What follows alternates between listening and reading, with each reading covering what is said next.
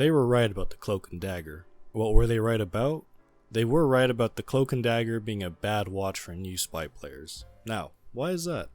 Well, it teaches you many things that actually hinder you as a spy player. Let's start with cloaking, an integral part of Spy's kit. First off, cloaking with this watch eats up so much of your cloak time that it causes you to stand still a lot of the time to regenerate it, restricting you to short bursts of movement across the battlefield. And what are you doing while it's recharging? Nothing at all.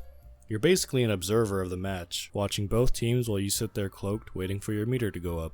Many new spies seem to think that you're not a spy unless you're doing absolutely everything apart from stabbing or sapping while cloaked, and will do everything they can to be hidden from the enemy, even if that means sitting in a corner waiting for their cloak to regenerate. You also miss out on learning how to use Spy's other tool for hiding in plain sight, the disguise kit. While you're trying to stay out of sight at all times, you're not really using the disguise kit at all. The disguise kit is another one of Spy's important mechanics to learn. It allows you to hide in plain sight, without having to cloak, and allow you to stab or shoot if needed. If you're not using a disguise kit, you're not learning how to make your disguises believable, and what actions are normal for each class. Like if you're disguised as an enemy medic, but you're running around with a syringe gun out.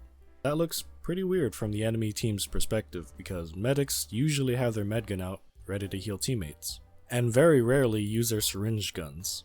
Or learn that, while disguised, to try not to turn around and retreat when you see the enemy team, because you have to remember that you are them, and running away from your own team is a weird thing to do. Lastly, while you're trying to stay out of sight and out of mind, you're not learning what to do if you're caught red-handed. Let's say that the enemy team has figured out that you are a spy and you don't have enough cloak meter to cloak and run. When you don't have any experience fighting with spy, you're probably going to end up dead. But if you're using the disguise kit and getting caught every now and then, you will eventually learn how you can deal with being caught. Like for example, pulling out your pistol and shooting as you retreat, or outstrafing your opponent to get to their back and backstab them. This is why I believe that the stock Invis watch is the better choice when you're just learning spy, because it alleviates many of these problems. The Invis watch is on a timer and doesn't allow you to sit in cloak forever, making it so that you cloak only when you need to and forcing you to become more familiar with the disguise kit.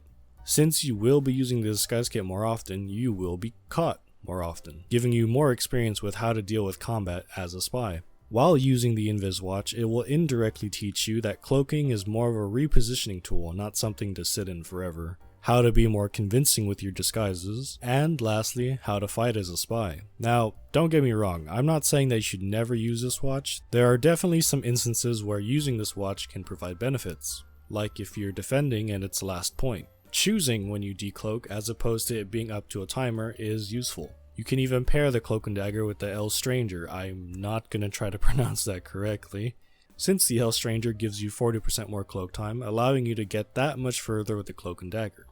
But do yourself a favor, and if you're new to spy, get comfortable with the Invis watch first. Then go ahead and try out other watches. Anyway, thanks for stopping by. I hope to see you again. And as always, have a wonderful morning, noon, or night. Goodbye.